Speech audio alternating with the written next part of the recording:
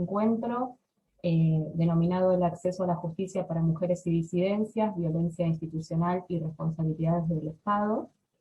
Contamos con la presencia de Almendra Aladro, que es docente, investigadora y extensionista de la Universidad Nacional de Mar del Plata. Contamos con la presencia también de María Inés Benítez, que es referente de la alerta de género de los comités barriales de emergencia por zona sur. Y contamos con la presencia de Lucía Castorina y de Susana Romero, que van a estar ahí un poquito en reemplazo de Luciana Patiño, que era quien inicialmente habíamos anunciado en el flyer, porque estuvo un poquito mal de la garganta, entonces bueno, estaba complejo para poder hablar, así que las compañeras van a compartir igual la experiencia.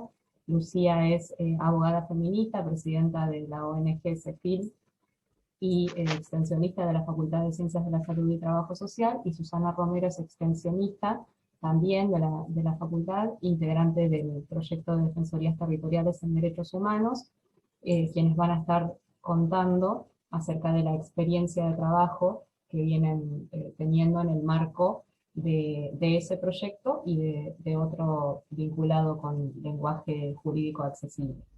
Así que les voy a estar compartiendo, como en el resto de los encuentros, el link para la asistencia a través del chat, y cualquier cosa nos vamos comunicando por ahí, la dinámica es la misma, cualquier pregunta, sugerencia, comentario que quieran realizar, lo vamos intercambiando. Así que bueno, le doy la palabra a Almendra, así ya puede comenzar a compartir. Gracias. Bueno, buenos días primero a todas y a todes. Ya me puse mi reloj para no pasarme del tiempo acordado. Yo veo en mis dos dispositivos que se está compartiendo la pantalla, así que calculo que debe estar ocurriendo. Bien, vamos entonces a empezar un poco con lo que yo tengo un poco para compartir en términos un poco más generales para que las compañeras después puedan pasar a lo que realmente nos importa, que es la acción en territorio. Mi idea de hoy es empezar narrándoles dos casos muy concretos que ocurrieron. El primero, durante mi tránsito como tesista doctoral en una investigación en el periurbano sur de Mar del Plata, en un barrio en particular, y la segunda vinculada a una experiencia de extensión también en contexto de un proyecto de extensión en el mismo barrio, pero con una función bastante más diferente. En el primer caso les presento a Victoria, que ella tiene 37 años, fue víctima de violencia de género bastante severa por parte de su expareja. Cuando quiso ir a realizar la denuncia, una vez que se comunica con la casa de encuentro comunitario que se encuentra en el barrio, tardó unos 40 minutos en transporte público, tanto en ir como en regresar, para poder llegar a la comisaría de la mujer, y realizó más de 10 cuadras a pie también para llegar tanto de ida como de vuelta. También tuvo que abandonar la asistencia psicológica que le había ofrecido en ese entonces Dirección de la Mujer, porque no contaba con el dinero suficiente para poder hacer todos los tramos de transporte público necesarios para poder llegar a la institución, y además por la cantidad de tiempo de demora que eso le implicaba y la cantidad de tiempo en su día que eso le implicaba. Y en el caso 2, les presento a Violeta, que tiene 38 años, también fue víctima de una violencia de género física bastante extrema, durante la cuarentena en este caso. Concurrió sola a la comisaría de la mujer, donde narra esta y otras situaciones, y donde también llegó presentando signos físicos muy claros de haber padecido violencia recientemente. Fue tratada de una manera muy inapropiada por el policial, por los efectivos y las efectivas policiales de la comisaría. Ella nunca entendió qué tipo de medidas se estaba solicitando al momento de realizar la denuncia en la comisaría. No entendió que la medida de exclusión requería que ella concurriera de nuevo a su domicilio con un móvil policial para poder reingresar y excluir al agresor. Entonces ella volvió a la casa donde estaba su expareja, y la escalada de violencia fue tal que a través del 911 se logra que concurra finalmente un móvil policial con la intervención del equipo técnico de la Casa de Encuentro Comunitario. y finalmente se detiene al agresor, se lo aprende en principio. Entonces, bueno, a partir de estos dos casos me interesaba más o menos poner en situación algunos puntos de partida desde los cuales yo voy a hablar, porque siempre me parece importante aclarar el marco teórico o las ideas iniciales de las que una parte, y después sí empezar un poquito a hablar más de las generalidades del acceso a la justicia y de la violencia institucional de género. Pero bueno, algunos puntos de partida, yo les comento, yo me posiciono desde el feminismo marxista, por lo tanto entiendo que el derecho, la palabra derecho, tiene múltiples significados. Cuando hablamos de derecho podemos estar hablando del ordenamiento jurídico que protege los intereses del capital, y también podemos estar hablando, al hablar de derecho, de las conquistas que hemos logrado en tanto trabajadoras organizadas y que fueron incorporadas a la lógica cotidiana en el momento histórico en el cual las conquistamos. Por eso me parece también importante que cuando nos referimos a cuestiones del derecho, además de hablar de las normas jurídicas, que en realidad memorizarlas no tiene mucho sentido, es también importante hablar de las relaciones sociales que están por debajo de esas normas, las que le dan origen, las que las sostienen y las que las cuestionan. Y también, obviamente, hablar de las contradicciones que se generan dentro del ordenamiento jurídico, que no son menores porque el derecho también es un hecho social. Y también tener en cuenta que el derecho, como lo conocemos en este momento, es un derecho que surge después de la Revolución Francesa, después de la Revolución Norteamericana, que son dos hechos históricos que son los que le dan origen al andamiaje institucional capitalista. Todas esas instituciones políticas, estatales, jurídicas, morales, que necesita el capitalismo como modo de producción. Y esto fue en el momento de la acumulación primitiva del capital, previo obviamente a estas revoluciones.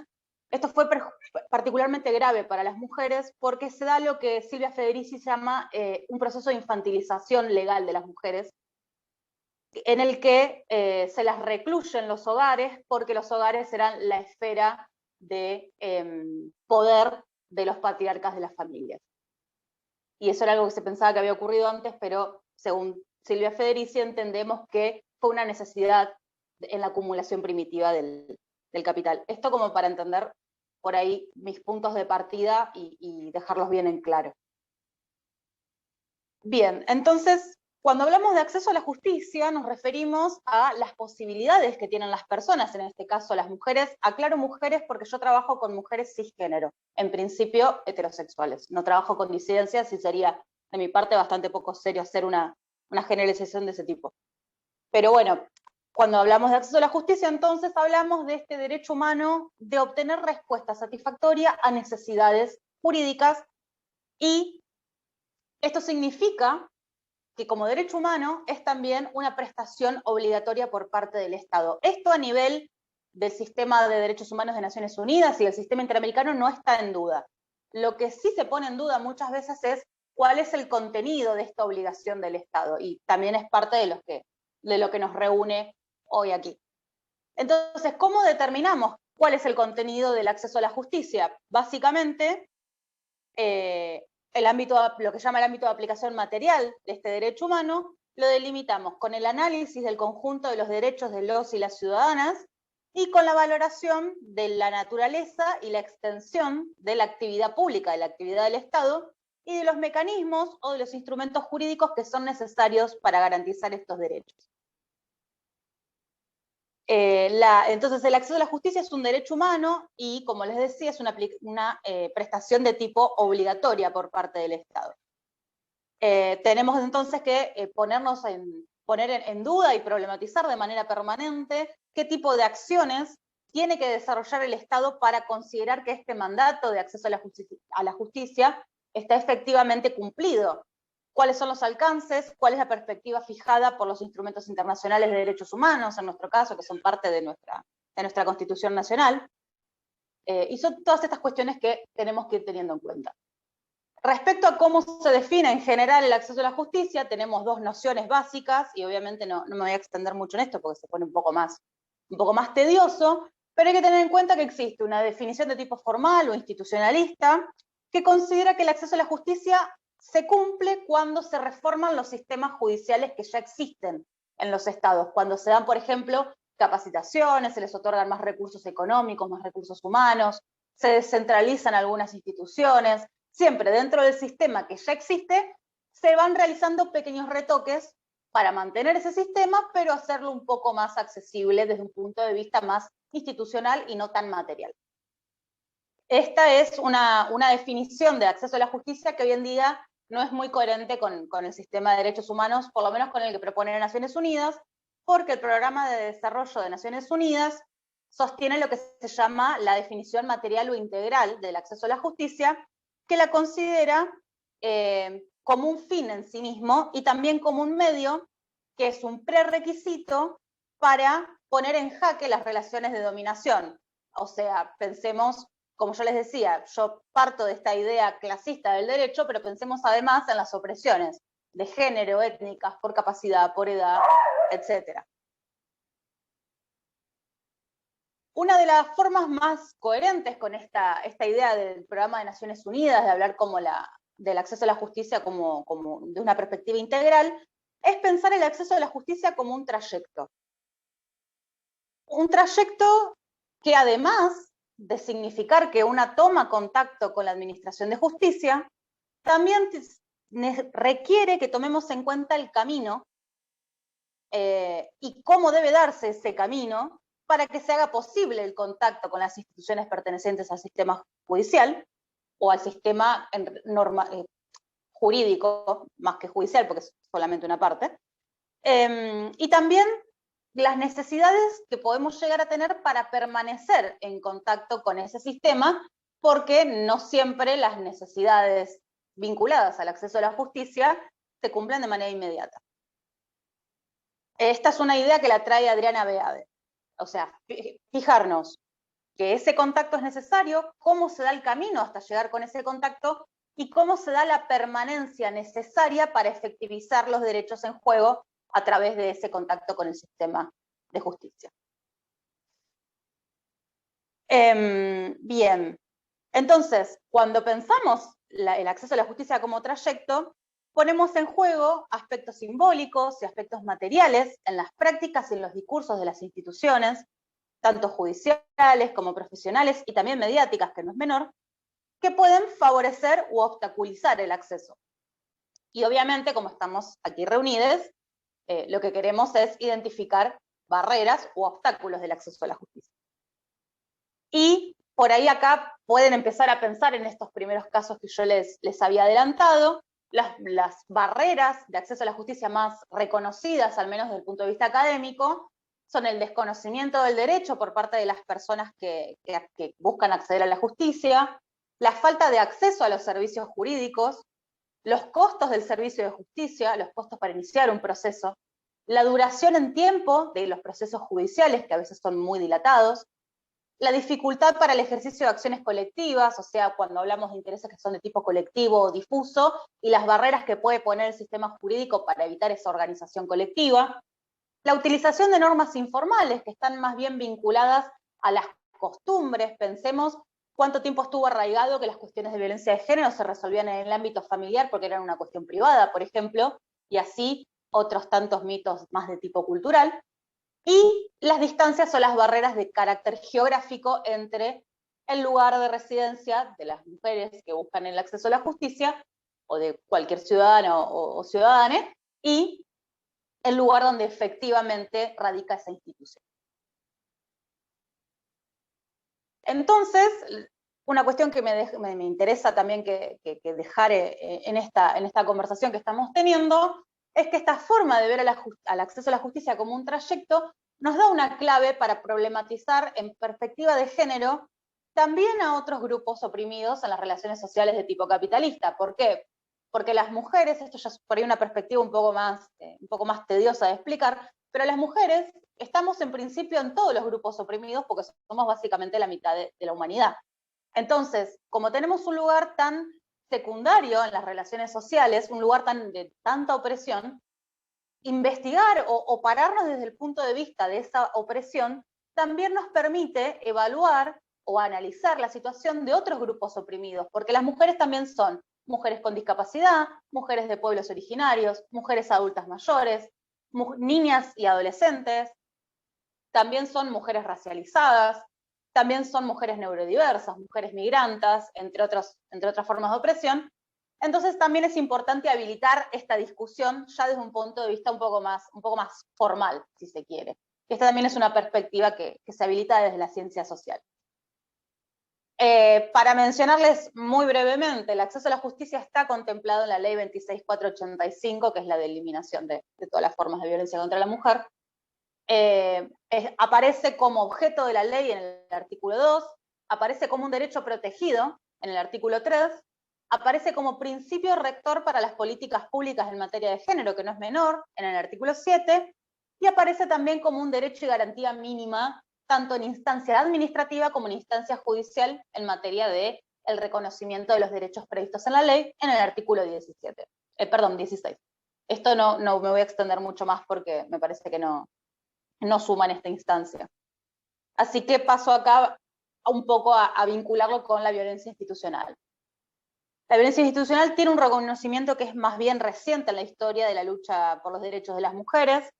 Ya se encontraba reconocido en 1993 en una declaración de la Asamblea General de Naciones Unidas, y también la Convención Belén do Pará del 96 la reconoce como una forma específica de violencia basada en género, y la define como la que es perpetrada o tolerada por el Estado o sus agentes, y aclara que es donde quiera que ocurra, para que la cuestión del lugar donde específicamente ocurre ese hecho de violencia de género no sea lo que determina esta forma.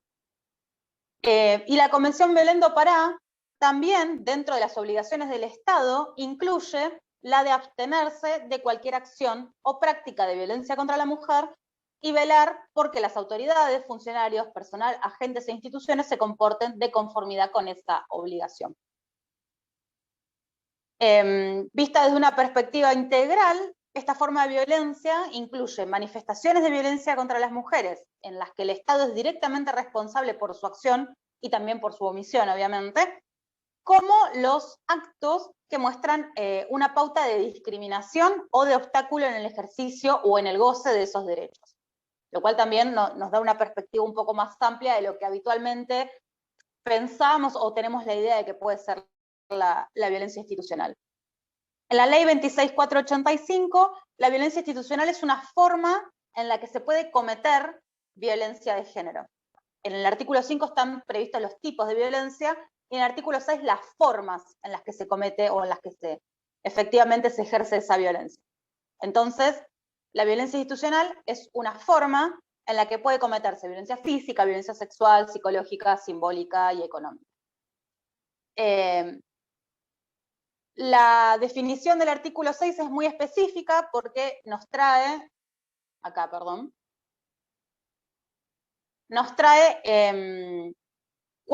cuáles son las acciones que se consideran que son formas de cometer violencia de género desde el punto de vista institucional, cuáles son los sujetos y la finalidad también de esa forma de violencia. Respecto a los sujetos, pueden ejercer este tipo de violencia quienes se encuentran en la función pública, profesionales, agentes, personal público, asociaciones empresariales, deportivas, sociedad civil, partidos políticos y sindicatos. Esto no es menor porque es una definición muy amplia de quiénes pueden ser los sujetos activos de ejerciendo este tipo de violencia. Puede ser por acción o por omisión también. Y lo importante es que la finalidad de esta forma de violencia es el retraso, la obstaculización o el impedimento de que las mujeres tengan acceso a políticas públicas y ejerzan los derechos previstos en la ley 26.485. Entonces, lo que a mí me interesa ya para ir cerrando es que pensemos la violencia institucional como un obstáculo en el trayecto de acceso a la justicia, porque la violencia institucional contra las mujeres es parte de los obstáculos que impiden el acceso a la justicia en situaciones extremas, como es la vulneración del derecho humano a vivir una vida libre de violencias. Pensarnos también en las múltiples probables situaciones en las que hemos estado quienes estamos acá.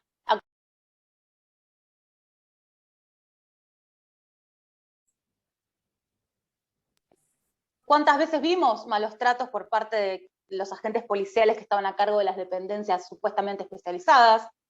¿Cuántas veces notamos que los hechos no quedan reflejados en las denuncias tal cual las víctimas los han narrado. ¿Cuántas veces el lenguaje técnico se hizo inentendible porque no estábamos estudiando derecho, no éramos abogadas? ¿Cuántas veces ese lenguaje impidió que pudiéramos efectivamente entender cuál era el alcance de nuestro derecho concreto en ese momento?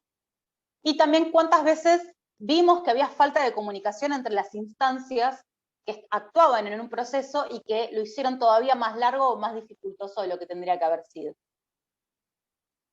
Para terminar, algunas estrategias o puntos de partida más pragmáticos, si se quieren, que por lo menos yo propongo desde esta perspectiva que les había comentado al principio.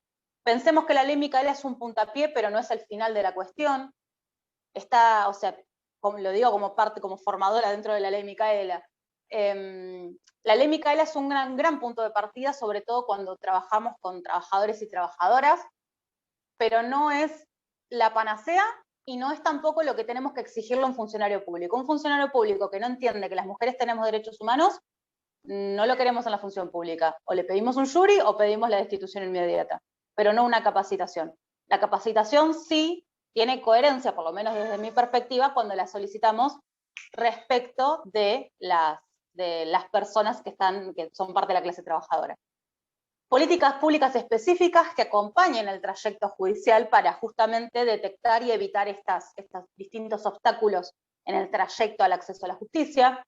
Descentralizar los servicios desde una mirada de justicia espacial, dejar de pensar, por lo menos en Mar del Plata, que todos los barrios tienen un acceso directo e inmediato al centro de la ciudad o al macrocentro.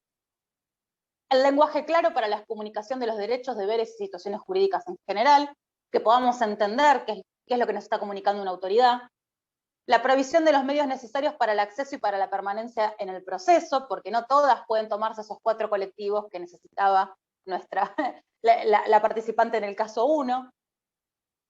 Contar con datos públicos y fiables sobre la situación histórica de las violencias y en los procesos judiciales en marcha y también cerrados, para poder realizar un monitoreo de cuál es la situación concreta.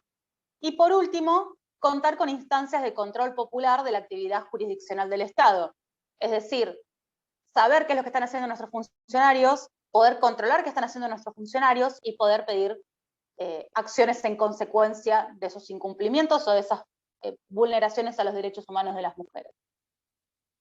Y yo hasta acá llegué. Gracias.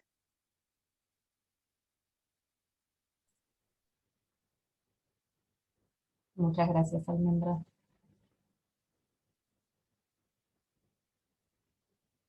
María Inés, ¿te parece continuar? Bueno, ¿cómo les va? Buenos días. Bueno, un poco realmente tomando todo lo que comenta Almendra, es una realidad que cotidianamente lo vemos en los barrios. Y desde eso, por supuesto, esta buena propuesta y esta iniciativa de los alertas género en los CBE de Mar del Plata y Batán. Un poco también esta realidad que hace referencia es la que viven cotidianamente tantas mujeres que no acceden directamente a las necesidades que tienen, ¿no? Y bueno, la realidad nos lleva a nosotras las referentas o las acompañantes a poder ver qué opciones tenemos, porque justamente la inaccesibilidad, la dificultad de poder acceder a realizar una denuncia, la lejanía, la dificultad económica, pero algo sobre todo importante que siempre hacen hincapié y nos hacen hincapié a nosotras, las que acompañamos o las que estamos en los barrios, en los territorios, justamente es el desconocimiento por parte de las autoridades policiales, el Poder Judicial, la falta de perspectiva en el asesoramiento legal.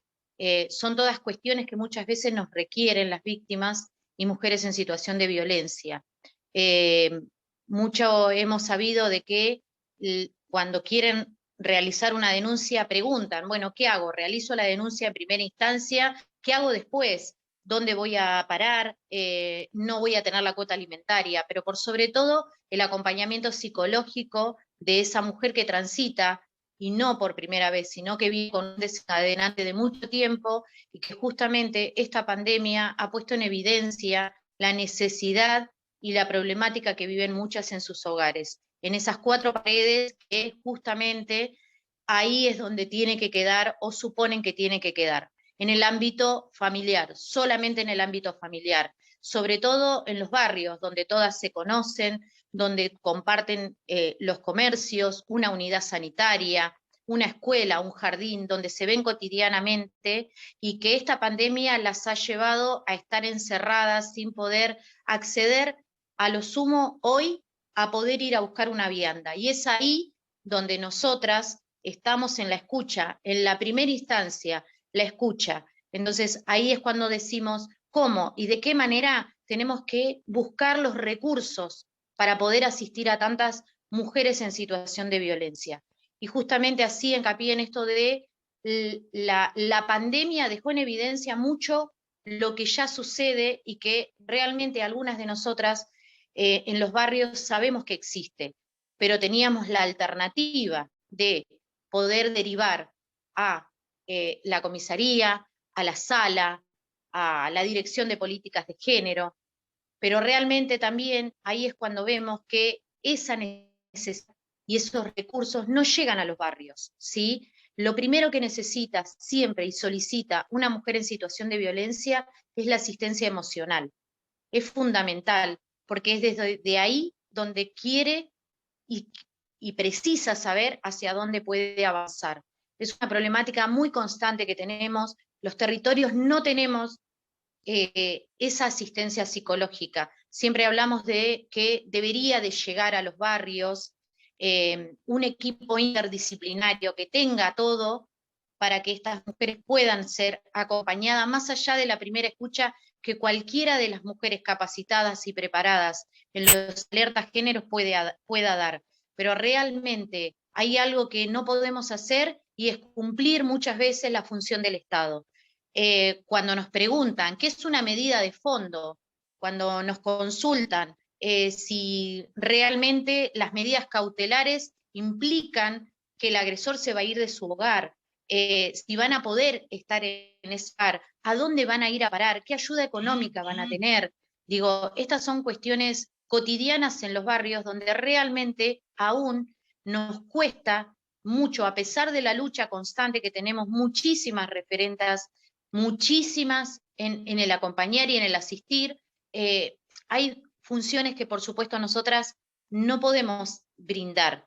Y justamente cuando Almendra hacía hincapié en la ley Micaela, comparto plenamente que no es algo que nosotras debamos de imponer, sí que seguramente aquellas personas que quieran deconstruir su machismo, su desconocimiento, esta ley es muy necesaria, pero realmente en la función de funcionarios que no entienden o no quieren comprender qué es la violencia hacia las mujeres y hacia las disidencias, evidentemente no es algo que nosotras tengamos que imponer. Nos pasa cotidianamente en la fuerza policial. Algo que nosotras hemos propuesto desde, digamos, como una prueba piloto a raíz de esta pandemia y la dificultad de muchas mujeres en poder salir del ámbito barrial, ya sea porque restricción en los colectivos, la falta de recurso económico, el miedo a poder salir de la vivienda. Hemos implementado hace aproximadamente un dispositivo diferente que sí está, por supuesto, articulado con los oficios de los juzgados de familias. Luego de 5 capacitaciones al personal policial, pudiendo evaluar como referentas o, en todo caso, la empatía para poder asistir, algunas capacitaciones que se han generado dentro de lo que tiene que ver, por supuesto, la ley Micaela, pero también la necesidad y las características de los barrios. Esta prueba piloto lleva 3 meses, es una prueba que está contemplada con un cuaderno de color violeta en cada cuadrícula, estos cuadernos lo que realizan es la visita a esa situación de violencia previo a un llamado por una administrativa que está en una oficina específica de género en la dependencia policial, pero a su vez articulando con la efectiva femenina de la Comisaría de la Mujer de Playa Serena. Y esto, nosotros siempre decimos que tiene algunos objetivos claros. En principio, disuadir al agresor, que sepa que esa mujer no está sola y que no puede venir el agresor en cualquier momento a romper su botón antipánico o patearle la puerta en cualquier horario de la madrugada, o que esa mujer tema a la policía o una efectiva femenina o masculino que se acerque al lugar sin identificar quién es esta mujer y cuál es la situación que atraviesa. Esto permite de alguna manera también esta tranquilidad y que sepa que está acompañada. De la misma manera podemos articular la necesidad de emergencia con un bolso de emergencia si es necesario y poder generar la posibilidad de que esta mujer pueda tener una ayuda psicológica. Repito, es una demanda constante, es inalcanzable poder llegar a todas. Hoy estamos en 46 oficios por el juzgado de familia y solamente estamos hablando de Playa Serena. O sea, es una problemática muy grave. Nosotros decimos, bueno, los oficios se tienen como una cuestión técnica, pero para nosotros son 46 mujeres en situación de violencia que necesitan el acompañamiento de, por supuesto, el Estado en estas cuestiones, ¿no es cierto? Nosotras vamos a ser siempre la primera escucha, pero la realidad es otra y tiene que ser mucho más generalizada en el acompañamiento. Esto nos ha generado este resultado, nos ha generado 4 detenciones en flagrancia. Explicar también muchas veces a las mujeres en situación de violencia que la flagrancia, ¿por qué no lo detienen? Hace media hora que fue, me rompió la puerta. Entonces, dentro de estas capacitaciones se ha podido hacer hincapié que el personal acuda y recorra y de alguna manera dentro del límite de medida cautelar, este agresor pueda ser detenido. Llevamos 4 detenciones, algo que no nos había pasado hace tiempo, siempre llamaba la mujer en situación de violencia y el agresor había tenido el tiempo suficiente para retirarse del domicilio.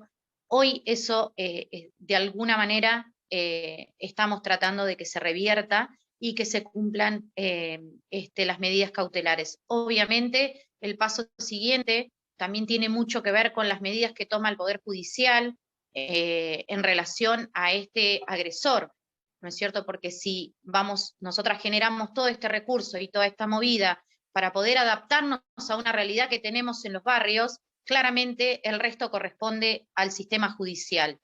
Y es creo que ahí donde tenemos un quiebre importante, donde realmente aún se minimizan situaciones tan graves como que las que atraviesan muchas mujeres, que tener que recurrir por la noche a un servicio de transporte para ir a hacer una denuncia, lo cual es muy complejo y dificultoso. Las revisaciones en los cuerpos médicos, algo que es histórico, creo, donde las mujeres tienen que mostrar constantemente sus lesiones visibles para que esto sume a una causa penal. Y muchas veces ellas no quieren atravesar esa situación. Entonces, la realidad de los barrios es la realidad que realmente muchas veces en el macrocentro no se contempla. Creemos que aún falta muchísimo por cubrir esta necesidad que tienen muchas mujeres en los barrios. Muchísimas de nosotras también tenemos que empezar a poder contemplar el autocuidarnos, porque de alguna manera somos la escucha constante de estas situaciones, pero también necesitamos tener el autocuidado, porque hay situaciones que quizás las debamos derivar a otras compañeras en otros barrios, acompañar a esa compañera en la dificultad, porque muchas veces nos pasa en los barrios que aquella compañera que hace el acompañamiento a una mujer en situación de violencia también está en riesgo por el agresor, porque sabe quién acompaña y porque, por supuesto, el impedimento de ese agresor es que nadie acompañe a su víctima. Entonces, muchas veces también estos alertas géneros de alguna manera han sido una herramienta fundamental porque han permitido también la capacitación, el acompañamiento entre todas esas referentes territoriales. En cada rincón de la ciudad de Mar del Plata y Batán, creo que no es poco, hay muchísimas compañeras que constantemente nos estamos capacitando, porque esto también es un día a día, poder adaptarnos a la realidad que tenemos en los barrios, con los recursos que tenemos y con los recursos que no tenemos. Y si algo funciona en un barrio, tratamos de que otra compañera lo pueda poner en práctica para que también le sea una herramienta, ya que muchas veces vivimos reclamando, pero también tenemos que poder desde nuestro lugar brindar oportunidad a cada compañera de que tenga una herramienta. Creo que hay algunos requerimientos que muchas veces hemos hecho y que han sido, por supuesto, el acompañamiento económico. Algunas hemos trabajado con el acompañar y en esta pandemia pudimos observar y pudimos acceder a que muchas mujeres en situación de violencia hoy tengan un recurso y un apoyo económico. Pero creo que ahí no es todo lo que esa mujer necesita. Esa mujer necesita todo un esquema de acompañamiento que por supuesto tiene que estar organizado desde el Estado. Se debe de comprender que una mujer no puede tomar 2 colectivos para ir a una asistencia psicológica, no va a tomar como prioridad eso, va a tomar como prioridad si puede comprarle un sachet de leche hoy a sus hijos. Entonces me parece que esas son cuestiones realmente que constantemente nosotras venimos marcando, como referentas, como acompañantes, claramente en la lucha que tenemos cotidianamente. El hecho de tener también esta posibilidad, y siempre remarco, que se acerquen a nuestros barrios y puedan desde las universidades, desde las facultades, las herramientas, creo que ha logrado quebrar un paradigma también que había, ¿no? Que esto que solamente nosotras somos las que estamos en los barrios y nadie se acerca. Es fundamental y es importante porque desde ese lugar también una también tiene el respaldo a poder seguir adelante y a seguir acompañando a tantas mujeres en situación de violencia. Y en lo que hacía referencia también hoy al acompañamiento, creo que también nosotras como mujeres siempre hemos visto como que no podemos entrar en algunos espacios determinados por no tener conocimientos técnicos. Claramente ahí están las compañeras que sí lo tienen y siempre hacemos hincapié que es importantísimo tener la perspectiva de género, porque hoy no podemos derivar a cualquier mujer en situación de violencia a que sea asesorada por alguien que no tiene perspectiva de género, porque claramente lo que hace es asesorarla solamente sobre un conocimiento técnico, y eso confunde, eso daña, eso hace que esa mujer retroceda a lo que tenía como iniciativa, a salir del círculo de la violencia. Es algo que constantemente vemos y sufrimos eso en los barrios. Así que nada, desde este lugar como experiencia, digo que hemos logrado muchísimos recursos, pero entre nosotras hemos generado este lazo de afianzar los recursos propios y poder compartirlos con otras compañeras, pero sería fundamental siempre de que estos requerimientos los tenga el Estado, que el Estado llegue a los barrios, que estos equipos interdisciplinarios puedan estar acompañando codo a codo con las referentas barriales y que podamos todas las referentas barriales poder tener ese acompañamiento, porque también muchas veces no podemos ilusionar o no podemos dar falsas expectativas a todas esas mujeres en situación de violencia, porque claramente no es la respuesta que nosotras sabemos que puede llegar a ser favorable. Así que nada, agradecer muchísimo el espacio, también la posibilidad de poner en práctica algunas pruebas pilotos para que puedan dar resultado a la problemática y al flagelo tan grande que sufren los barrios, que sufren muchas mujeres que aún tienen miedo de salir a denunciar porque realmente temen no ser bien asesoradas temen no ser bien asistidas y temen no ser bien acompañadas. Así que bueno, agradecer muchísimo por este espacio y a disposición de todas las compañeras de todos los barrios, con muchísimo gusto. Muchas gracias, María. Lucía, Susana, no sé cuál de las dos quiere arrancar. Lucía. Sí, bueno, buenos días a todas, a todos y a todes. Mi nombre es Lucía Castorina, participo del equipo de extensión universitaria de la Facultad de Trabajo Social. En particular, hoy nos agradecemos la invitación por ser parte del equipo de Defensorías Barriales para el Acceso a la Justicia. Lo que venimos a contar hoy con Susana, en nombre de Luciana Patiño Arauz, que es nuestra coordinadora, que hoy está sin voz, es el trabajo que venimos desarrollando ya hace poco más de 3 años, en el equipo de las defensorías barriales, que para comentarles un poco de la idea originaria, venía por el lado de la violencia institucional, ¿no?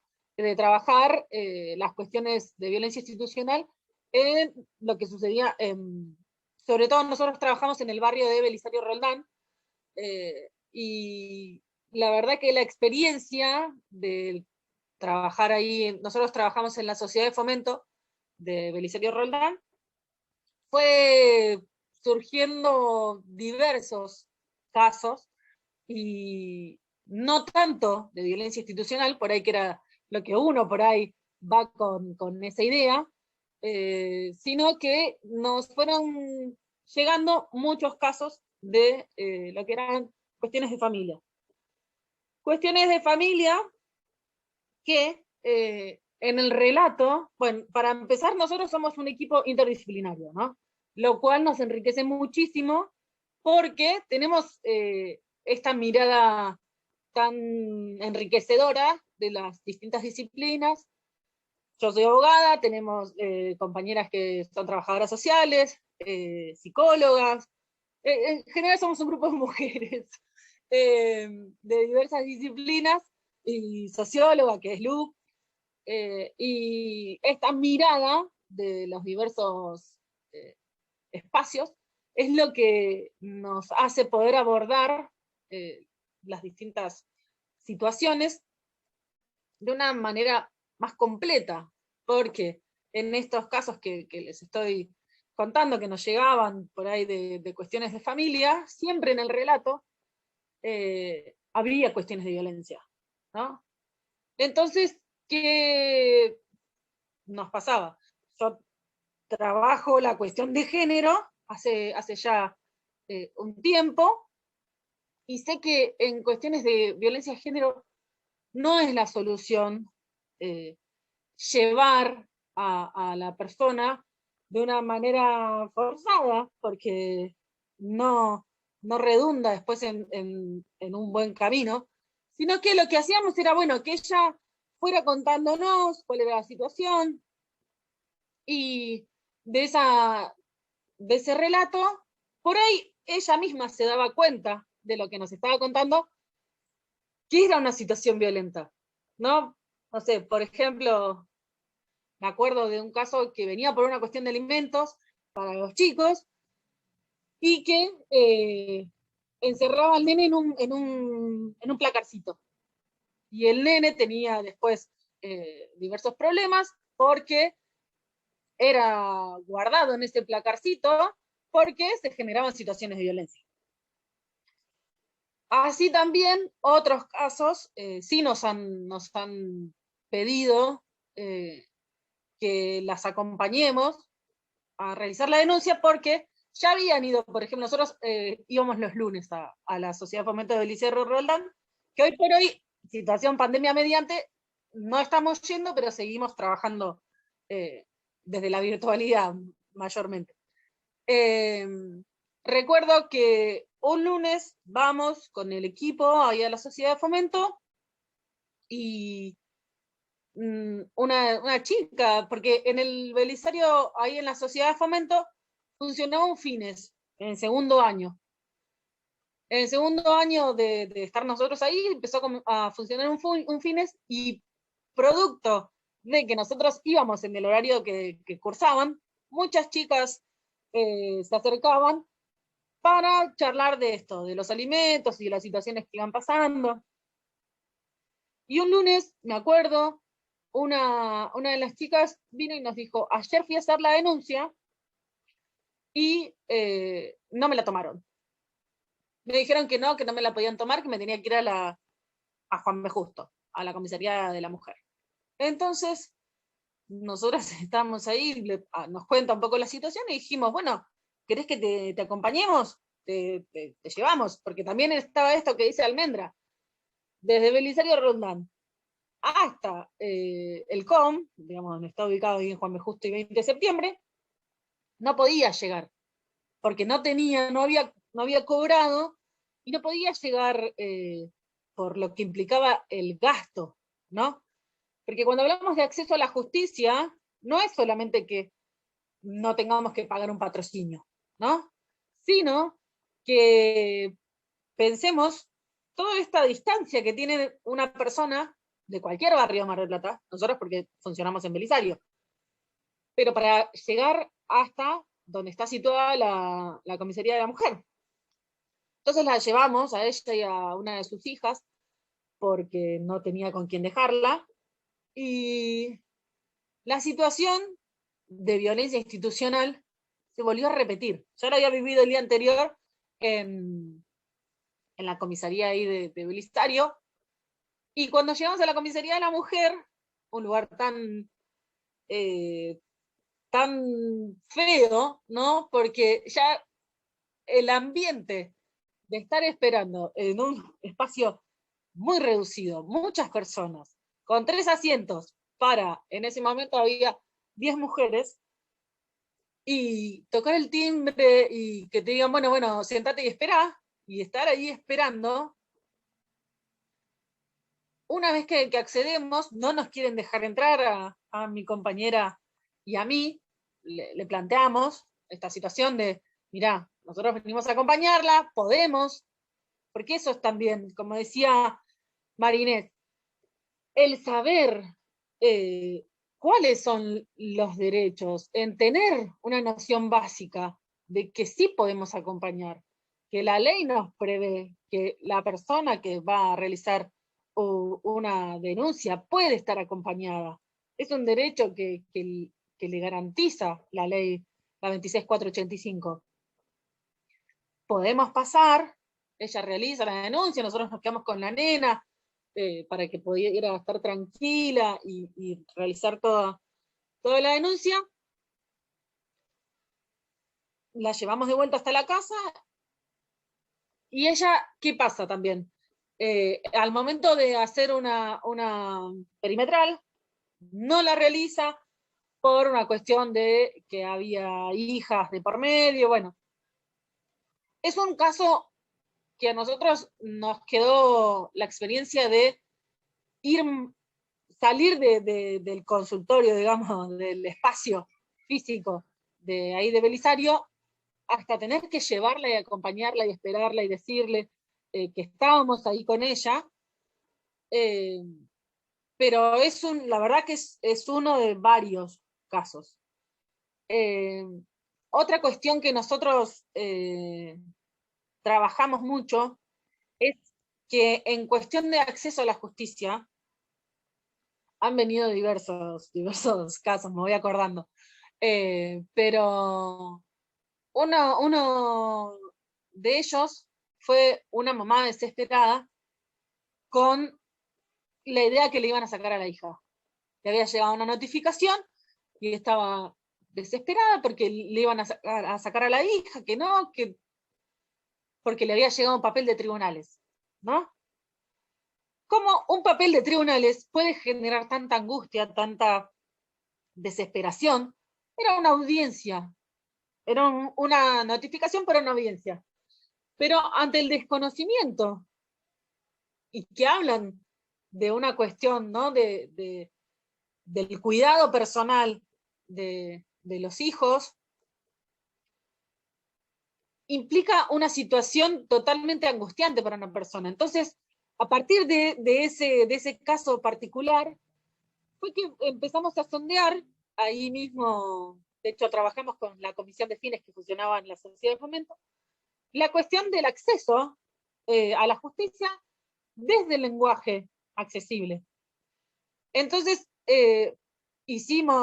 juntamos con todo el equipo varias notificaciones de diversos fueros y les pedimos a modo de semáforo que marcaran con marcador rojo, amarillo, verde, lo que no se entendía para nada, en rojo, en amarillo lo que más o menos podían pensar que comprendían, qué significaba, y en verde lo que sí entendían.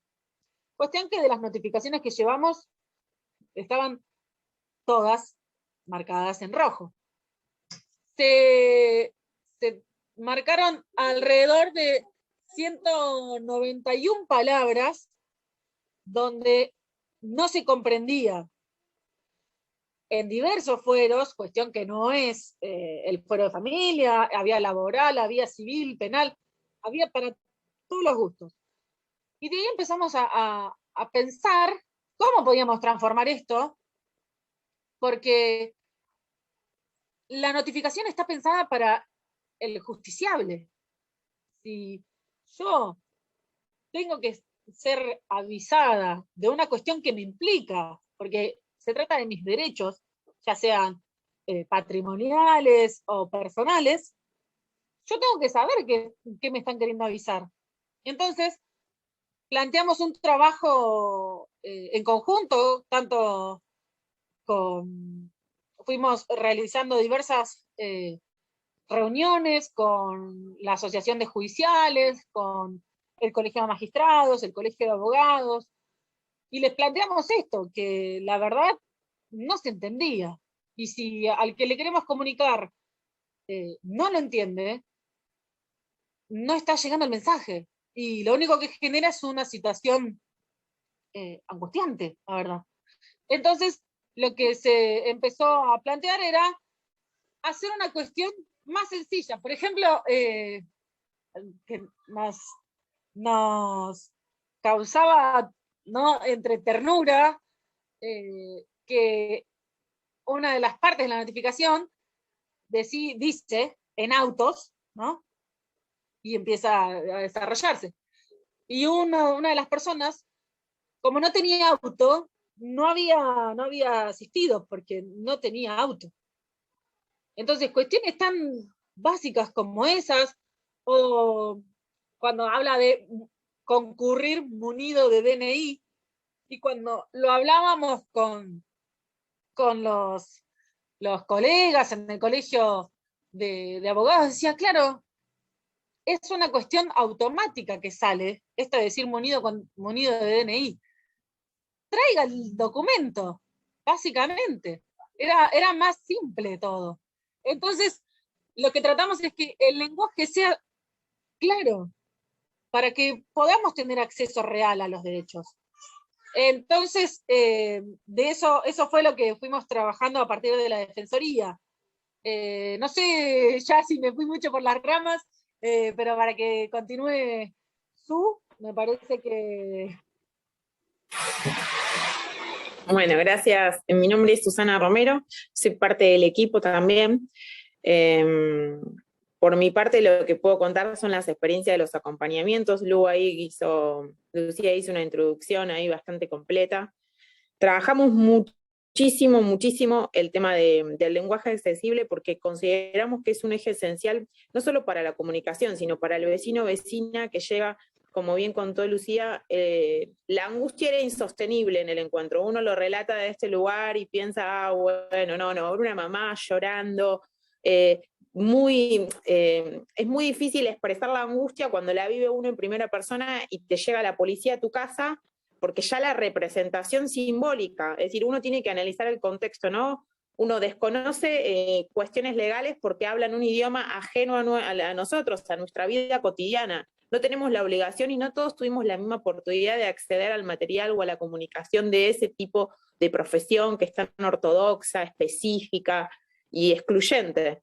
Si el derecho es de todos, hablemos en un idioma que entendamos todos. Entonces, partiendo desde ese concepto básico, creo que eso fue lo que nos impulsó a pensarnos en nuestra cotidianidad a la hora de comunicar. Bueno, exijamos o planifiquemos desde esta búsqueda de derecho, que no solo es la adquisición, y como bien decía hoy Almendra, no hay que repetirlo de memoria, pero no es solo una cuestión de repetir de memoria por un conocimiento aprendido, es saber de qué me están diciendo. Es horrible cuando uno quiere comunicarse con un otro y ese otro habla otro idioma. Imaginémonos nosotros una comunicación que queremos decir algo importante a alguien que hable otro idioma literal. Entonces, es angustiante cuando se pone en juego la seguridad, la salud. En este caso ella, su temor mayor era que mañana pensaba que la policía le iba a sacar el hijo. Y poder contener a esa mamá, poder acompañarla, nos llevó a pensar, bueno, a ver qué podemos hacer como actores y como intervención en este barrio, no solo que podríamos decir acompañar la comprensión de estas palabras, sino planificar estrategias para que realmente la justicia un día se siente a pensar que ya no estamos en ese siglo principios donde la lengua era exclusiva, era excluyente para un sector social, y la adquisición del derecho era para unos pocos. Estamos en otro. Entonces, creo que cuando uno habla de violencia institucional, también tiene que comprender que no entender es violencia institucional. Cuando no necesariamente un abogado, cuando uno va a la salita y el doctor no le puede explicar a esa mamá, a ese papá, a ese vecino o vecina de lo que le está pasando o cómo tiene que tomar la medicación y no puede bajar el contenido, también es una violencia institucional. Creo que cuando uno empieza a identificar violencia, no solo es, específicamente ahora hablamos de las mujeres, pero porque las mujeres somos las que nos hacemos cargo muchas veces del sostén, el mantenimiento, la educación y muchas actividades de la vida cotidiana de nuestros hijos, hijas.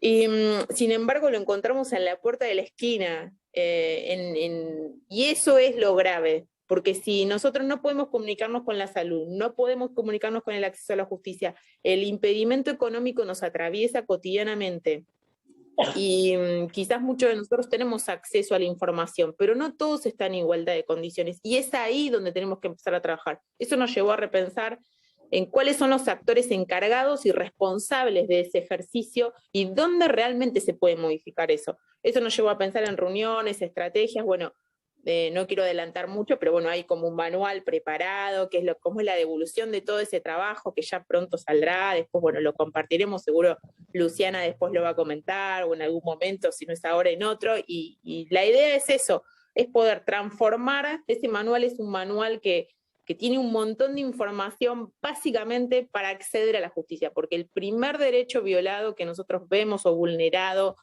o esa primera gran violencia, es no poder entender qué es lo que realmente nos quieren decir. Eso hace que nuestro acceso a la justicia en todos los sentidos se vea obstaculizado por el desconocimiento, por la no comprensión, pero no porque esas personas no tengan ganas de acercarse, no quieran acercarse, porque realmente temen. La institución simbólica, policía, o todo aquel que está ajeno a nuestra cotidianidad, para un sector social es temor, es miedo, es miedo a lo desconocido. A lo desconocido, cualquiera de nosotros que se enfrente a una situación o alguien que hable de otra forma o que maneje solo un vocabulario ajeno al nuestro cotidiano, nos va a dar temor. Y eso nos llevó a pensar en eso. Y después, bueno, nada, la pandemia hizo que también pensáramos de otra forma la estrategia, porque la realidad es que a todos y a todas nos pasó que tuvimos que empezar a planificar otras formas de acompañamiento.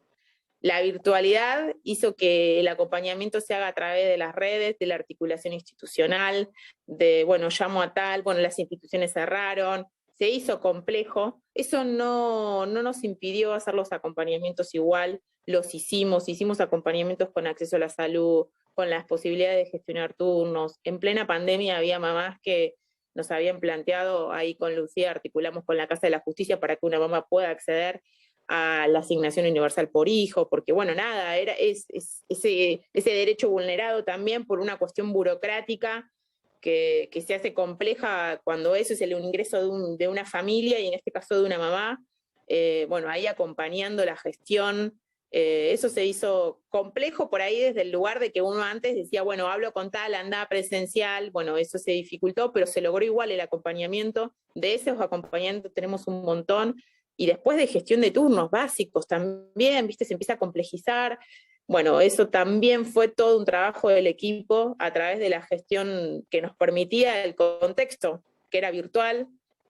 Y ahí fuimos conquistando diferentes espacios. Eso nos permitió hoy tener una gran red institucional.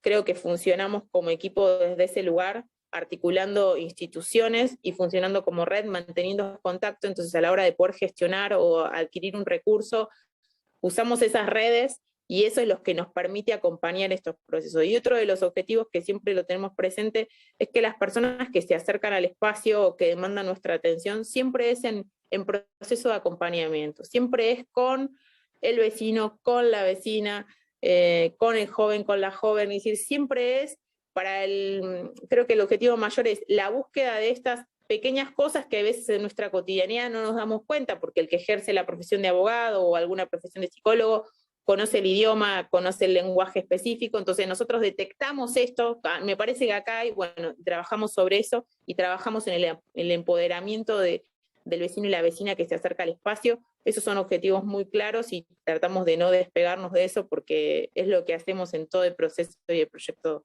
de extensión. Bueno, no me quiero extender mucho porque ya nos fuimos. No sé si querés agregar algo más, Lucía. No, algo que estaba pensando es que, de hecho, esto que decías recién, de que la idea del equipo está pensado para que quede en el barrio. Una de las protagonistas muy importantes del equipo es Cecilia, que es una vecina del Belisario, que fue quien nos facilitó en muchísimas oportunidades esto del acceso a los distintos casos, porque es quien es referente en el barrio y a quienes sí le tienen como es otra pertenencia, ¿no? Entonces es más fácil contarle a Ceci, que es vecina del barrio, que la conozco hace 1000 años, y ella nos traía por ahí muchas veces los casos para trabajar entre todos. Así que, no, eso solo era, pues se me ocurrió ahora, se me vino a la memoria a Ceci, que es una gran compañera y ha sido fundamental en el equipo. Bien, muchísimas gracias, Lucía y Susana. Luciana, no sé si querés compartir algo. Buenos días a todos, a todas. Perdón que hoy no, estoy con la voz bastante tomada y bueno, también quería agradecerle a Lucía y a Susana por contar la experiencia de todo lo que fuimos haciendo estos años. Simplemente me parece así como idea para que pensemos, es el lugar de las referentas en los barrios, que justamente, ¿no? Que es ese rol en el cual estás en el territorio, conoces a las vecinas, a las mujeres, a las disidencias que se acercan y que te traen distintas problemáticas en vinculación no solamente a la justicia, sino a distintas instituciones, ¿no? Ese rol de que te llega una vecina, generalmente también las mujeres son las que activan, ¿no? Muchas veces las cuestiones para mejorar, para ocuparse de otras personas, ¿no? Que tienen que ver con acceso a la justicia, con cuestiones vinculadas a la familia, con acompañamiento a personas que están privadas de la libertad, con la violencia policial, con cómo hacer un trámite para pedir un certificado de discapacidad o para hacer un trámite para tener el DNI, que es fundamental muchas veces para tener acceso a otros medios para subsistir. Y me parece que la clave está, bueno, en ese trabajo organizado, digamos, y colectivo y en red, ¿no? Acercarse a distintas, o sea, poder trabajar con las redes barriales, con las instituciones que están en el barrio y también tener acceso a ese conocimiento. Por eso nos parece importante esta idea de democratizar el conocimiento del derecho, ¿no? Que es un conocimiento que no tenemos todas las personas para poder entender ese idioma y para poder defender nuestros derechos, ¿no? porque no solamente es difícil llegar a esa institución en el centro, ¿no? A llegar a tribunales, entender, son edificios grandes, llenos de gente, y entender a dónde te tenés que dirigir, qué tenés que preguntar, o sea, te llegó una notificación pero no entendés qué preguntarle porque no entendés ese idioma, ¿no?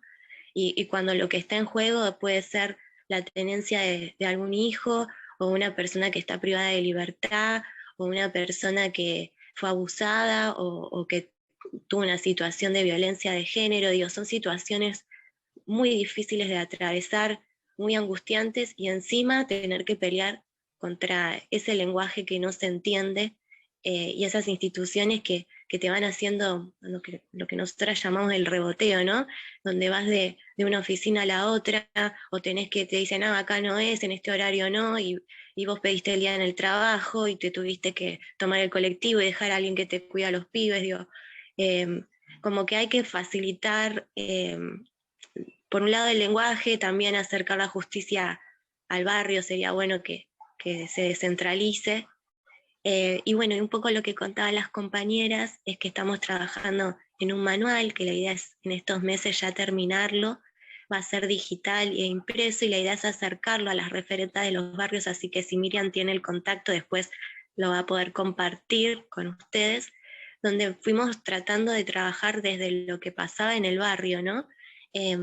Bueno, qué preguntas eran las que más nos llegaban, de lo que no se entendía, las palabras, y en vinculación a la familia, al sistema penal, a cuando hay un caso de violencia policial en el barrio, y armamos una especie de recursero que digamos, facilita a las referentas en particular, que cuando llega una vecina, tener a mano esa información pueda facilitar un poquito más las cosas para esa persona que se está acercando. Pero bueno, también creo que esto es una semillita muy chiquita, y que hay que seguir laburando y generando espacios donde la justicia se acerca a los barrios, donde se pueda capacitar y generar un conocimiento colectivo sobre, bueno, cómo funciona la justicia, cómo se hacen los trámites, cómo preguntar información, ¿no? Porque también a veces se llega a esos espacios pero no se sabe qué preguntar, o hablan tan difícil que da vergüenza preguntar y salir de ahí no entendiste un pomo, ¿no? Y eso pasa no solamente en la justicia, sino que también pasa, como decía Susana recién, a veces en la salita en cuestiones de salud, o cuando vas a hacer algún trámite. Bueno, más que nada decir eso, ¿no? Está bueno que las referentas puedan trabajar en red, y que vayamos pensando cómo armar colectivamente este tipo de recursos para achicar esas distancias que generan tanta violencia, ¿no? Y tanta falta de acceso a derechos. Gracias, Miri, por la invitación, y disculpa que hoy no pude hablar mucho, y gracias a las compañeras. Gracias a vos, ¿no? Si les parece, habilitamos el espacio de intercambio que solemos tener en todos los encuentros. Estaba viendo en el chat que hay una pregunta que surgió cuando estaba hablando Almendra. No sé el nombre de la compañera, o sea, la tengo logueada como Asamblea de Mujeres, y dice: buen día, teniendo en cuenta la violencia institucional y la escasez de servicios y recursos existentes para cuestiones de género en emergencia y en contexto, donde desde provincia se decreta la priorización del uso de los presupuestos en cuestiones de género, ¿estaríamos en condiciones de iniciar alguna acción al respecto? Muchas gracias, muy claro y potente, Almendra. Bueno, gracias. En realidad sí, porque bueno, una de las características en general de los presupuestos de provincia y de municipio, ni hablar. Nación no tanto, pero provincia y municipio tienen muy poca transparencia en materia presupuestaria. No existe una base de datos, como sí existe en Nación, en la que uno ingrese y pueda monitorear en tiempo real el uso de los recursos económicos del Estado. En Nación se puede, con algunas deficiencias, pero se puede. Por ejemplo, los recursos de Corte Suprema no se pueden ver, los del Poder Legislativo tampoco, se pueden ver los del Poder Ejecutivo. Entonces, en principio, lo que habría que hacer es hacer un pedido de información a tanto a Hacienda como también se podría hacer el Ministerio de las Mujeres, respecto de cómo se están utilizando y cómo se están destinando esos recursos para saber concretamente qué es lo que se puede llegar a pedir. Existen antecedentes, sobre todo en Ciudad Autónoma de Buenos Aires, donde, sobre todo en los últimos 10, 15 años, donde los jueces y las juezas se han metido a tomar decisiones judiciales con respecto al uso de los recursos económicos cuando hay violación de derechos humanos, sobre todo los que serían derechos económicos, sociales, culturales y ambientales, dentro de lo que estarían este tipo de derechos. Pero siempre, sí, se puede hacer y se puede hacer de manera colectiva. Ahí ya tendrías que preguntarle a alguien que ejerza, porque yo como estoy en CONICET, no ejerzo en la profesión, ejerzo de otra manera.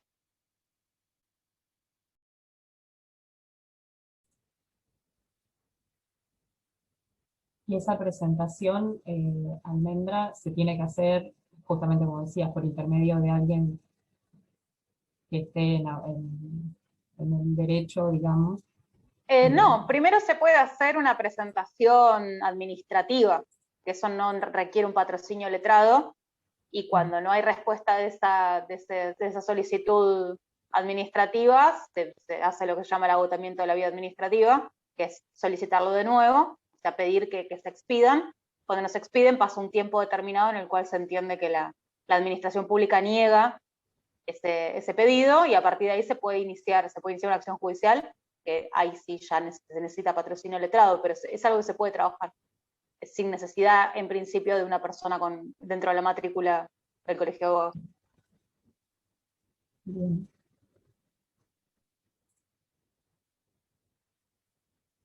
Ahí nos puso Sofía, era el nombre de la compañera que preguntaba. No sé si alguien tiene alguna pregunta para hacer, algún comentario acerca de lo que compartieron las compañeras, o quizás alguna situación.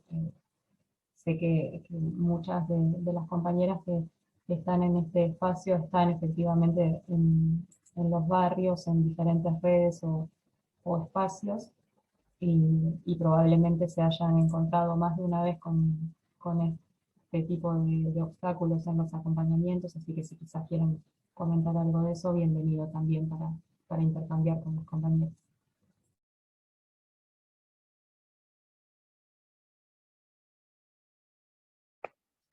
Miri, se me ocurre también, no sé si puedo hablar, como una herramienta también para trabajar, digamos, desde los barrios, es organizar la información, ¿no? Cuando estamos acompañando como referentes territoriales a casos que se van acercando de vecinas, vecinos, a veces está bueno como, no sé, armarse como un cuadernito e ir anotando, bueno, cómo se fue resolviendo el caso, ¿no? Por ejemplo, bueno, se llega a hacer un acompañamiento, esos pasos que se dieron, ¿no? A dónde se acercó, qué respuesta, los teléfonos, esas redes que se van armando, está bueno como sistematizar o organizar la información, y eso es conocimiento también, ¿no? Eso lo fuimos aprendiendo mucho de distintas experiencias del conurbano bonaerense que trabajaban con esta idea de defensorías territoriales, de que una forma también de no depender, ¿no? de otras personas es organizar y gestionar la información. Entonces, bueno, ¿cuál es la información que queremos tener? ¿No? Queremos saber, bueno, qué hacer ante una situación de nos llega una mujer, cómo llegar a la comisaría, o qué pasa con una orden de restricción, o cómo acompañar, a dónde se tiene que ir una mamá que llega con un caso de abuso, o una persona que está privada de la libertad, o un pibe que lo detuvieron, qué es lo que hay que hacer, a quién llamar. Bueno, organizar esa información. Y a lo mejor si ya están creados, ustedes están organizados en espacios, trabajar, digamos, esos contenidos, ¿no? Organizar esa información, creo que eso también es una forma de empoderarse y de autogestionar también ese conocimiento, y de después poder socializarlo en el barrio con un mismo lenguaje, ¿no? Sin esa necesidad de lenguaje técnico o esa dependencia hacia profesionales, sino también, digamos, construyendo su propio conocimiento sobre cómo acceder o cómo llegar a instituciones o a la justicia. Me parece que esa puede ser la clave de una herramienta concreta, ¿no? De cómo poder acceder también a la justicia y teniendo un rol activo. Gracias. Silvina, levantaste la mano. Sí, ¿qué tal? ¿Cómo están?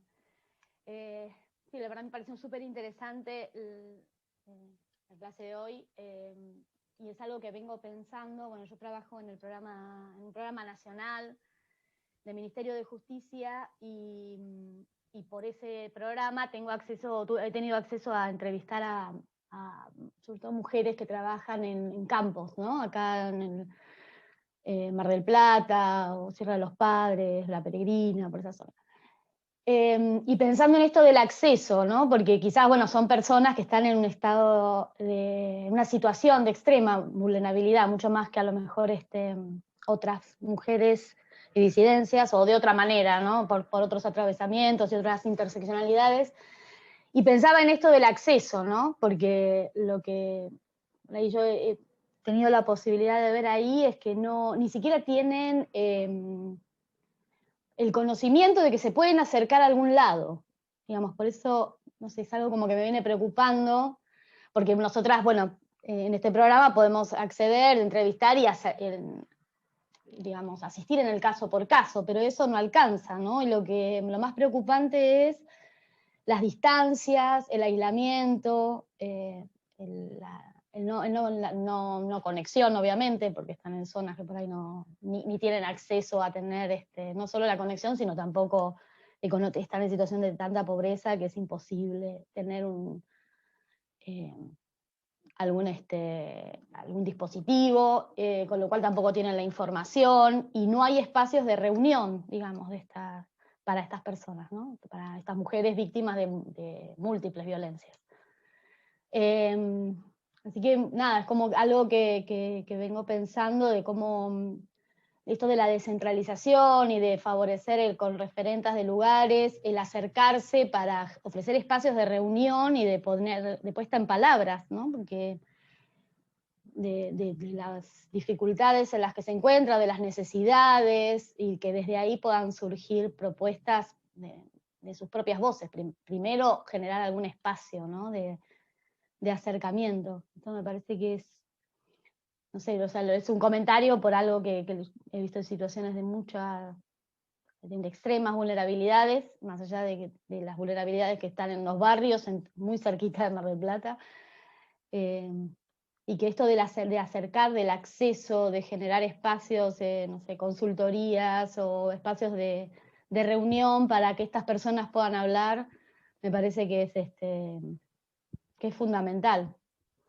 El Sierra de los Padres está el servicio social los martes. El tema es, claro, las redes, ¿dónde, no? Estoy leyendo en el chat. Cómo trabajar en las redes para que se puedan acercar a informar a estas personas que están en los campos, trabajando, por ejemplo, ¿no? Y explotadas en campos, ¿no? Yo trabajo en un programa de trata de personas, o sea que los grados de vulnerabilidad son extremas. Entonces, o sea, no solo están siendo violentadas como mujeres por sus propios compañeros o compañeros, sino también por los patrones y explotadas laboralmente, ¿no? Entonces la situación de aislamiento, la mayoría son migrantes, la situación de aislamiento es la verdad que alarmante. Con lo cual ni siquiera, o sea, nosotras vamos y ni siquiera saben que tienen la posibilidad de acceder a algo, que hay algo a lo que pueden acceder, o sea, ni siquiera es que no acceden, no tienen movilidad, digamos, ¿no? O sea, es como que hay que acercarse para poder informar, ¿no? Nada, como quería comentar esa situación, como me parece que es algo como para trabajar muchísimo el tema de descentralizar, de acercarse, de que el Estado se acerque a los distintos lugares. Ahí yo tengo una acotación pequeña, también trayendo a colación un poco lo que decían las compañeras de extensión respecto a todas las formas de violencia institucional, que una vez lo relaciona directamente a lo policial, pero también ocurre en las salitas y demás. estamos tan acostumbradas a recibir las recetas de Buenos Aires que muchas veces se da que la complejidad de las ciudades intermedias, como Mar del Plata, que tiene un periurbano enorme, que tiene una zona semirural que también es gigante y tiene ya un cordón frutihortícola muy desarrollado, y cómo se relacionan también con los municipios que lo circundan y demás, que no se prevé esa complejidad y esa falta de infraestructura. Y yo lo viví muy de cerca como un emergente territorial que fue bastante grave y que lo terminé de trabajar hace un par de días. Con respecto a salud sexual y reproductiva, es impresionante la falta de territorialización de los dispositivos de salud sexual y reproductiva, la incoherencia entre los programas que trabajan en territorio es gravísima. Yo he visto al menos 3 embarazos no deseados por superposición de intervenciones de distintos equipos que no se comunicaban entre sí, y que es algo que lo trabajé en perspectiva de cómo pensamos acceder a un aborto seguro con pastillas en tu domicilio, como se pretende desde Buenos Aires y desde la ley y demás, que obviamente que es lo ideal y que el proyecto de la campaña en ese sentido siempre ha sido muy, muy, muy claro y muy, muy preciso, pero yo creo que en esto también nos da como el norte nos lo dan las experiencias de las redes feministas, las experiencias de la línea más, por ejemplo, más aborto, menos riesgo, la experiencia de socorristas, todos los dispositivos territoriales, los dispositivos de promotoras de la salud, pero también hasta qué punto estamos dispuestas a esto, al reemplazo del Estado en base a continuar un rol de reproducción de la fuerza de trabajo de manera gratuita, porque la buena voluntad tenemos todas, pero es algo que hay que problematizar también, hasta qué punto estamos dispuestas a formar dispositivos que nos ocupan 3/4 del día y tratar de compatibilizarlo con una actividad que nos sustente básicamente, hasta qué punto no, hasta qué punto el Estado nos precariza en base a eso, o hasta qué punto no. Son cuestiones que me parece que también las tenemos que discutir fuerte. María Inés, ¿habías levantado la mano? Sí, en relación un poco a esto de que la realidad es, digamos, articular redes, recursos, un poco también ahí Almendra hacía referencia. Me parece que muchas de las referentas territoriales, acompañantes, hemos puesto ya en manifiesto las dificultades, las falencias y las necesidades que tienen los barrios, los territorios, puntualmente. Creo que, digo, en esto de luchar constantemente de que muchas mujeres puedan salir de ese círculo de la violencia, de ese contexto constante de violencia que atraviesa, lo ponemos en manifiesto y estamos poniendo la cuerpa ahí para que esto no suceda, pero ¿qué pasa cuando del otro lado también nosotras como acompañantes, como referentas, también muchas veces nos atraviesa la frustración, porque hasta qué punto podemos brindar respuesta a esa mujer en situación de violencia, ¿no? Pareciese a veces que generamos hasta un discurso en nuestro pensamiento de erradicar por completo, prevenir la violencia, pero cuando necesitamos la otra pata, que es justamente el Estado, quien debe de garantizar, porque nosotras ponemos nuestra voluntad, ponemos nuestro tiempo, ponemos nuestra cuerpa, ponemos nuestras estrategias territoriales, pero hay algo fundamental, que es la pata del Estado. Es responsabilidad del Estado brindar y garantizar a esa mujer en situación de violencia, a esas niñeces, digamos, la vulnerabilidad de la que atraviesan constantemente, porque creo que muchas de nosotras y muchas estamos constantemente en comunicación y quizás con algunas compañeras más que tienen en los alertas género y vemos cómo se activan recursos en las instituciones, el plato de emergencia de comida, el bolsón de comida, la ropa, ese viático para que puedan viajar a un juzgado, justamente con eso, con que mañana van a un lado, las reciben en otro, o sea, siempre esas mujeres en situación de violencia dependen del acompañamiento que estas referentas puedan llegar a ser. Entonces creo que ahí es cuando sabemos claramente y somos conscientes de que el Estado tiene la obligación de llegar a los barrios de manera integral, porque si no, de alguna manera pareciese que brindamos un discurso, y lo digo, por supuesto, con todo respeto a todas las compañeras, pero muchas veces parece que brindamos un discurso para poder erradicar y prevenir violencia desde el acompañamiento, pero la otra pata no está. Y creo que eso es fundamental en este sentido. Gracias, María. Sofía, ¿habías levantado también? Sí, acá estoy. Buen día, muchas gracias. Muy interesante, la verdad, todo lo que hemos compartido, y siguiendo esa línea creo que es re importante que podamos iniciar algún tipo de acción colectiva, ¿no? En esto de la violencia institucional y la escasez de recursos, y todos los malabares que hacen las mujeres comprometidas que están en los territorios poniendo el cuerpo todos los días. Pedía la palabra más que nada para aclarar, en Sierra de los Padres es verdad, Mar del Plata es el segundo cordón frutícola a nivel nacional, así que con ese dato nos podemos dar una idea de la cantidad de mujeres rurales que sufren la explotación laboral y la violencia en el interior de sus hogares. El servicio social de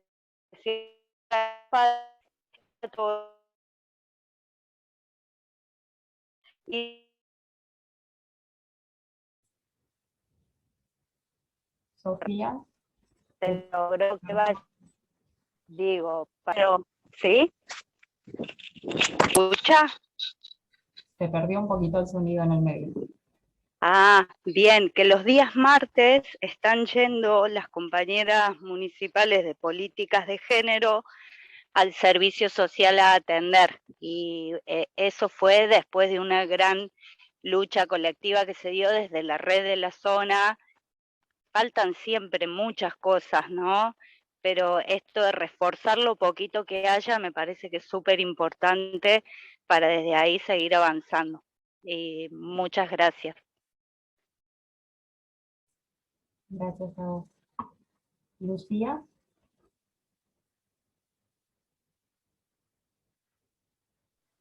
Ahora sí.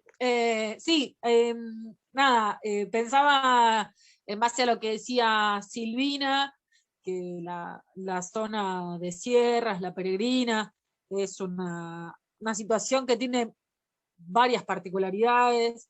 De hecho, bueno, trabajando en la cuestión de trata es una fija, digamos, que sucede muchísimo. Recuerdo incluso una intervención que tuvo el doctor Adler hace muchos años, una nena que había desaparecido y se la habían llevado para San Juan, creo, que tuvo intervención del caso por la directora de la escuela de ahí de la peregrina. Pero también, de hecho lo puse en el chat, para tener presente que es la única que está descentralizada, Casa de Justicia. De hecho, nosotros articulamos muchísimo con ellos, primero por la mirada empática que tienen para trabajar, que no sucede en todas las unidades de defensoría o en general de tribunales, y con Casa de Justicia nos hemos relacionado mucho, y es donde siempre que una persona llega a nosotras, primero llamamos a ellos para ver si pueden tener intervención, y ellos están, ahora en pandemia no están trabajando allá, pero funcionan tanto en el barrio Newbery, en el CAPS de Newbery, como en la Peregrina. Y con respecto a lo que decía Marinés, me parece que es así. Hay una faltante todavía grande. También creo que tiene que ver con una cuestión que no está bien articulado desde el momento de que el Estado llega, cuando las personas, cuando conocen al Estado a través de la faz penal, estamos mal, porque en la gestión de conflictos tendría que intervenir antes, ya sea a través de la sala de salud, de la escuela o de otros dispositivos. y suele llegar a través de la policía, y por eso también que vinculamos tanto la violencia institucional con la violencia policial. Pero la primer violencia institucional es la policial en la mayoría de los casos. Pero después tenemos la violencia institucional que nos atraviesa en cualquier proceso judicial, tanto a cualquier ciudadano o ciudadana que tiene un trato con la justicia, le ha pasado. Nomás por mandarte a otro lugar o por decirte esperame ahí, y te tienen esperando. Pero creo que tendríamos que tener, las organizaciones suplen mucho la eficiencia de intervención del Estado. También no quería dejar pasar que como presidenta hoy de CEFIL, comentarles que desde CEFIL nosotros tenemos un dispositivo de acompañamiento psicológico para personas en situación de violencia de género. Así que, como es una de las cuestiones que siempre suele haber una carencia, poner a disposición ese dispositivo para quien sea que lo requiera. Nada más. Lucía, te pregunto, ¿de qué manera se puede contactar con CEFIL? Se pueden contactar o yo les dejo mi teléfono y me avisan, o si no el teléfono de CEFIL es 495-3883. También lo pongo en el chat si quieren, o si no por las redes. Nosotros estamos en Dorrego 1846, la sede es entre Dorrego, entre Rivadavia y Belgrano. Pero ahora lo pongo en el chat, así les queda por cualquier requerimiento, nosotros podemos articular. Muchas gracias. Roxana, ¿habías levantado la mano? Sí, hola, buen día a todas. La pregunta es para conformar un equipo de defensoría, ¿no? De interdisciplinario. ¿Dónde me debo acercar? ¿Cómo es el procedimiento? Porque quizás también pasa eso, que en distintos sectores barriales no se sabe cómo llegar a conformar un equipo para trabajar con el tema de violencia de género.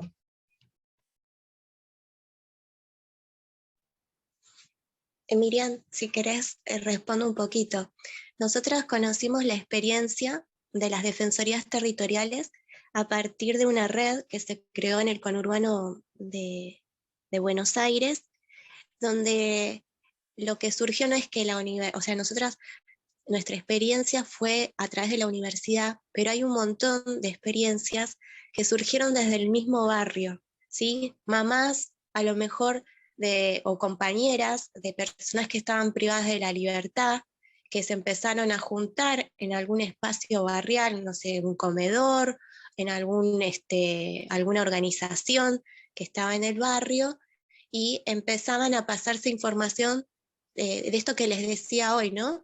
De, bueno, ¿vos qué haces? ¿A dónde te fuiste? ¿Viste que en tal juzgado te atienden mal? Ah, ese juez es bueno. O, bueno, se empezaron a pasar información. Y así fueron organizándose, se fue sumando gente, y empezaron a atender otras problemáticas, como cuestiones de migración, cuestiones de hábitat y vivienda.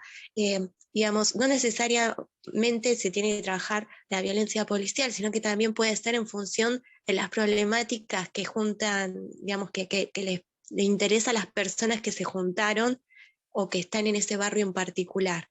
Entonces, creo que la clave, un poco también como mencionaba la compañera que hablaba del programa de red de trata, ¿no? Y este distanciamiento o aislamiento que tienen las mujeres porque no saben ni siquiera que existen, digamos, el acceso a determinados espacios, es juntarse, ¿no? Es el encontrarse con otros y aprovechar los espacios que ya existen y plantear esto, ¿no? Bueno, empezar a convocar.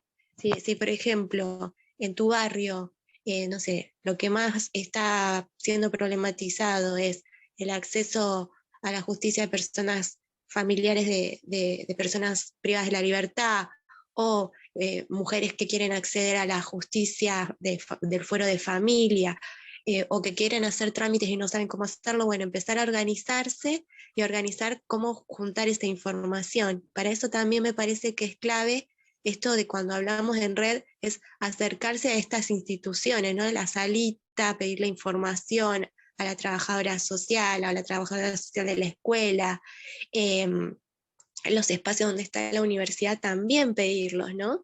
Y ir recolectando esa información, ¿no? Y construyéndola como hasta de modo artesanal. Y creo que ahí es un poco lo que estaba planteando hace un ratito, que me parece que hay una idea también de empoderamiento, porque es construir el propio conocimiento, ¿no?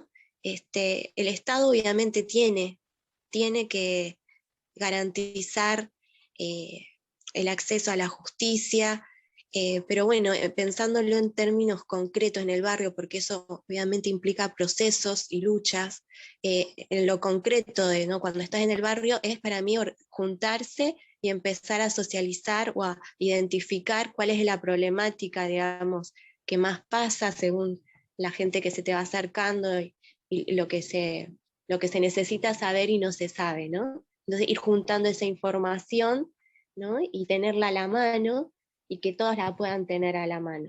Me parece que ahí un poco es la clave.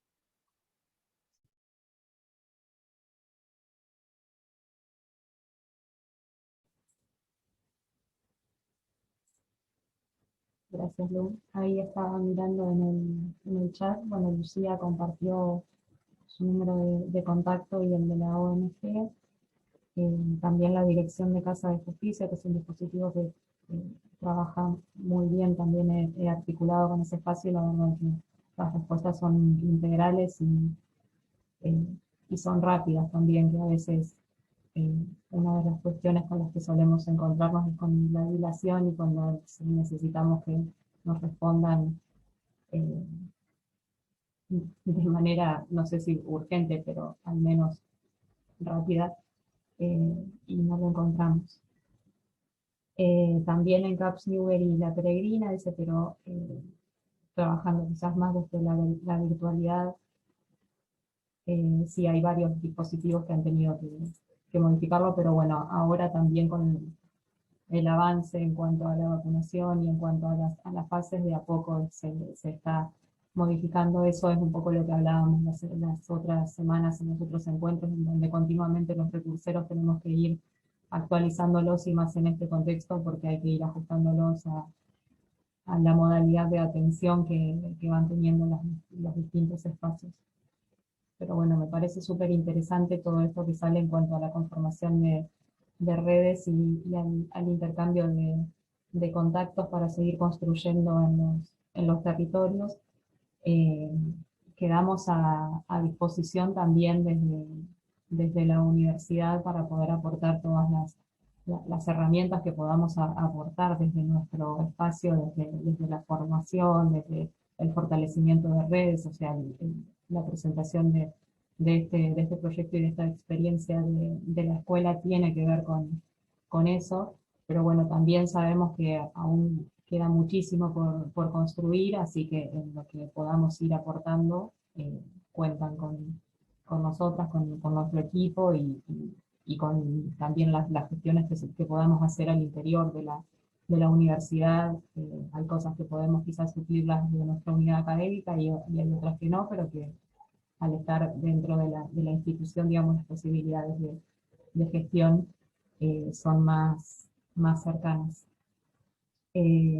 Así que bueno, ya estamos en horario. Les diría que les robé unos minutos más de su tiempo, así que agradecerles por la participación, agradecerles en especial a las compañeras que estuvieron compartiendo sus experiencias, a Almendra, a María Inés, a Lucía, a Susana y a Luciana también, porque estuvo presente y pudo compartirnos, y a todas quienes pudieron dar voz y que siguen no solo participando, sino que me consta que siguen organizándose por fuera de los encuentros, porque a veces me llegan mails o mensajes pidiéndome los contactos de las personas que participaron porque quieren seguir hablando de algo, o porque hay alguna propuesta o alguna idea que quieren poder articularla, y me parece que esa es el faro, o es a donde apuntamos con estos espacios. La semana que viene vamos a estar con el 5º encuentro, en donde vamos a abordar una temática que salió hoy, que tiene que ver con el derecho a la salud sexual integral, los derechos sexuales reproductivos y no reproductivos, derecho a la interrupción de embarazo, y el abordaje en los sectores de salud.